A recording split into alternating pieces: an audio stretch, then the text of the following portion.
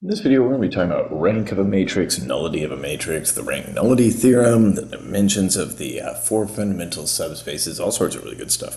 Okay, so first we got the idea of rank of a matrix, and it's actually something we've kind of like come into contact with before. Okay, so the definition is that the rank of a matrix is the dimension of its range. It's the dimension of its column space. Okay, and what you will quickly find out about rank is that it's also the number of pivots. Okay, so when we row reduce it, we count the number of pivots. That is going to be the rank of the matrix. Okay, and we've run into this before, kind of a while ago now when we were classifying consistent systems, determined on, based on the number of equations, the number of variables, the number of pivots, the number of free variables, all that stuff, whether it was homogeneous or not. I remember that day. Okay, and there are a couple of associated theorems that I'm going to just kind of lay out for you right now. I'm not going to prove them in this video. That would be a separate video if you were interested. But that is the rank of matrix A is equal to the rank of matrix A transpose. Okay, that is always going to be true for every matrix A. That's really the one I was thinking. Like, I'll prove that for you in a different video. And if you're interested, that'll probably be, clickable at the top somewhere about now.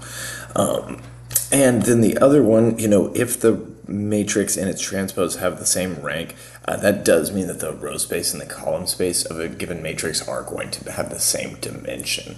Okay, and there's, kind of a little bit more specific thing we can say about that, but I'll save that for the next video.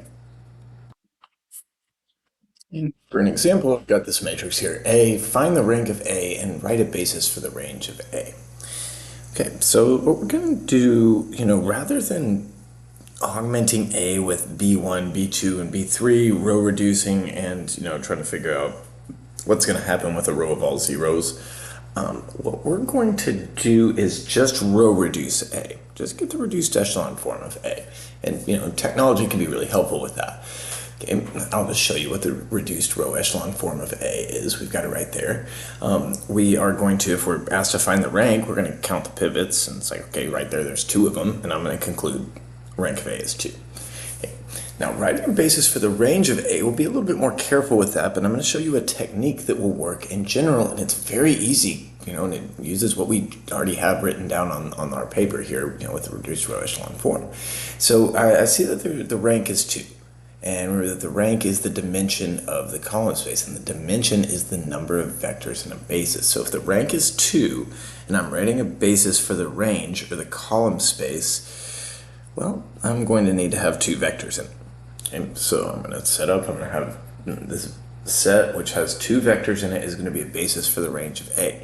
And what I'm going to do is I'm going to grab the vector 1, 2, 1, and the vector 0, 0, negative 2, and that is going to work. Okay, and I'm not going to just leave it there and let you sit there wondering why this is going to work. I'm hoping to convince you of that right now, and then we'll keep interacting with this idea more, and you will, over time, grow to really accept this, I hope. Okay, so I think the first thing in me convincing you of that we can just do that, we can just kind of toss out the 3 columns and look at the first 2 columns that corresponded to the 2 pivots. Okay, and use those as a basis for the range. Okay, the first thing, we're going to label the columns of A as vectors. Okay, so we'll call them A1, A2, A3, A4, and A5. And then, notice that there was 2 pivots. I'm going to draw in a vertical bar between A2 and A3. And remember those vertical bars, those are always just kind of like for our eye. They aren't really even there. But they do give us a sense of kind of purpose to our row reduction. And so if I had it there, it would kind of show up over on the right side. And what this is showing me when I look at it like this, I would, augment A1 and A2 with A3 if I was trying to find the ways I could linearly combine A1 and A2 to get A3. And if I have 3 vectors to the right side of that vertical bar, well, I'm just simultaneously finding the linear combinations to get 3 different vectors, A3, A4, and A5. So what I'm saying is, looking at the first column to the right of the vertical bar in the reduced echelon form, I'm seeing that 4, 3.5, 0. Well, that just means that A3 equals 4 of A1 plus 3.5 of A2. Okay, and that means that A3 is already in the span of A1 and A2. Okay, we can write A3 as a combination of A1 and A2. Okay, so A3 is in their span. And I could make a similar argument for A4 and A5, right? I could say, okay, A4 is in the span of A1 and A2, and A5 is also in the span of A1 and A2, because I can show you a linear combination where we're making that happen.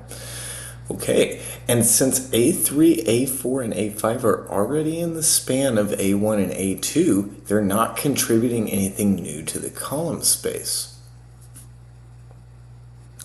And since the set that has A1 and A2 is linearly independent, and it spans the other three, it must span all of the column space. And if we've got an independent spanning set, that is the basis. Okay, so that's the trick right there. And in my class, I like to generalize that to just describe that as range trick number one. Okay, the columns of A that correspond to pivots form a basis for the range of A, or a basis for the column space of A.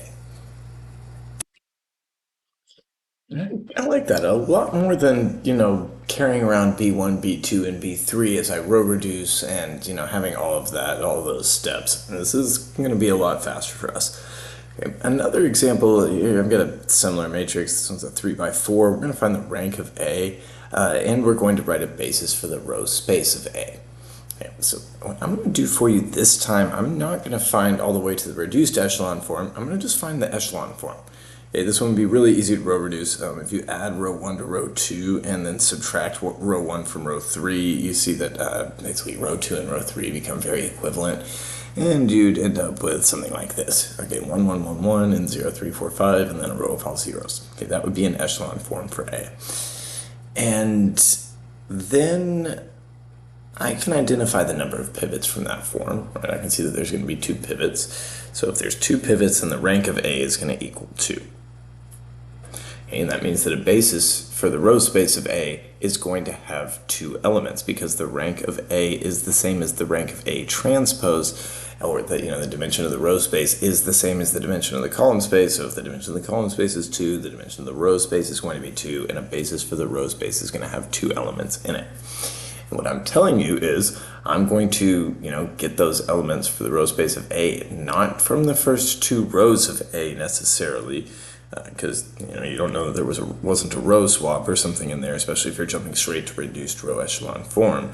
I'm going to take 1, 1, 1, 1 and 0, 3, 4, 5. Those are going to be the 2 vectors that form a basis for the row space. The non-zero rows of echelon form, or reduced echelon form, will form a basis for the row space of A.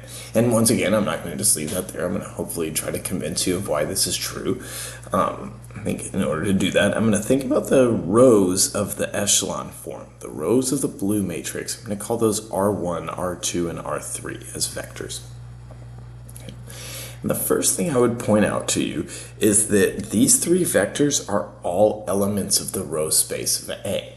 Because think about, how did we get those 3 rows of the echelon form? What we did was we did linear combinations of the rows of A. The rows of the matrix in black, we linearly combined them. We did, the second row is row 2 plus row 1, right? 0, 3, 4, 5. Okay, we linear combined the first 2 rows. That's what R2 is. Okay, R3 is going to be a little bit more complex of a linear combination, but we could backtrack and figure out what it was. Okay, because we've got a row of all zeros, we can see that one row in A can be written as a combination of the others. And that may not be immediately obvious to you, but if you stop and think about it for a second, it should make sense, right? If we can linearly combine the rows in such a way that we get one of them equaling 0, it must have been that step right before we saw that they were almost equal, right? Well, that one that was almost equal, we could multiply it up by some number, I think is what you would find if you were doing this row reduction by hand. But that would mean that we've got a linear combination of the rows equaling one of the other rows. Okay, that's what that means. And then as a result, we know that we could undo our row operations to put the echelon form of A back into A.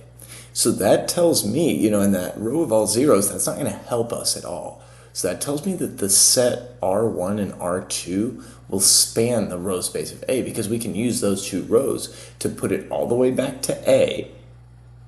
And then the row space of A is all the possible combinations of the rows of A. And so if we, created the rows of A with those two, then we could create all possible combinations of the rows of A with those two as well. The second range trick I've got for you is that the non-zero rows of the echelon form or the reduced row echelon form of a matrix form a basis for the row space of that matrix. And you may be sitting there thinking, wait a second, dude, like the range is the column space, and this is a range trick, but it's talking about the row space. But what we can do is we can use our knowledge of transposes of matrices to make use of this, right? We could say we can form a different basis for the column space of A by transposing it, row reducing, and reporting the non-zero rows of the reduced echelon form, right? So, and if we've got a calculator or some other form of technology nearby, and it's really fast to compute the reduced row echelon form of the matrix and its transpose like side by side, then we could compute two different bases for the range very quickly. But you'll get plenty of practice on that on the homework, and I'm already over 10 minutes in this video, so let's keep moving and talk about nullity. Okay, so the nullity is kind of like the rank. It's the dimension of the null space of a matrix. Okay, it's the dimension of the kernel, okay, if you're working out of a textbook that uses that language. And I think really what you need to know about nullity is the rank nullity theorem. And that's if A is an m by n matrix, then the rank of A plus the nullity of A is going to equal n, no matter what. We've actually already run up against this idea once before in this class. This is by no means like the proof I would give for this, but the nullity of A is the number of free variables in the solution space for the homogeneous system AX equals 0, which we established to be n minus r in lesson 3.1, when r was this mysterious number of pivots, and we called it r. That was kind of strange, right? But that's what that was all about. Okay, so we've actually worked with this already, and not even like just a little bit. We made good use of that in like lesson 3.1. But an associated fact to this that I would share with you is, about the left null space. Okay, the dimension of that left null space, the nullity of the transpose, that is going to be m minus r, like the number of rows minus r. And that's a fact that I think I'd known and just kind of let the students in my class hack through in previous years, but I realized, like, why am I not just sharing this in the lesson? But yeah, so the nullity of the transpose is m minus r instead of n minus r. But again, that makes a lot of sense because, the rank of the matrix is the same as the rank of its transpose, and the rank nullity theorem, all of those things together give us this fact. Now the example I've got for nullity is, let T be the linear transform from R4 into R3 defined by T of x equals A times x, where A is the 4 by 3 matrix that you can see on screen. And then a basis for the kernel of T is going to be given by which of these sets of vectors. And what we're going to want to do is find the reduced row echelon form of A, row reduce the thing, and then we'll get that. Okay, we can see that the rank of A is going to equal 2. Okay, now since A has 4 columns, we know the nullity. Okay, the nullity is going to be the 4 columns minus the rank of 2 is going to be nullity 2. So a basis for my null space, basis for the kernel, it has to have only 2 vectors in it. So I can go ahead and eliminate answer choices A and B based on that. Now, to find a basis, what you could do is you could just take the rows of the reduced row echelon form and kind of write them as what am I saying? Write them as equations, and then kind of get what you're gonna get based on that, kind of the old way. But I would propose a new way. If you think about it, it's really equivalent to the old way. But I'm going to bring in that vertical bar again and start thinking about the columns of A as combinations of each other. And so I'm going to point out that, the first column to the right of that vertical bar, that's kind of telling me that 2 of A1 plus A2 is going to equal A3, where A1, A2, A3, and A4 are the columns of A.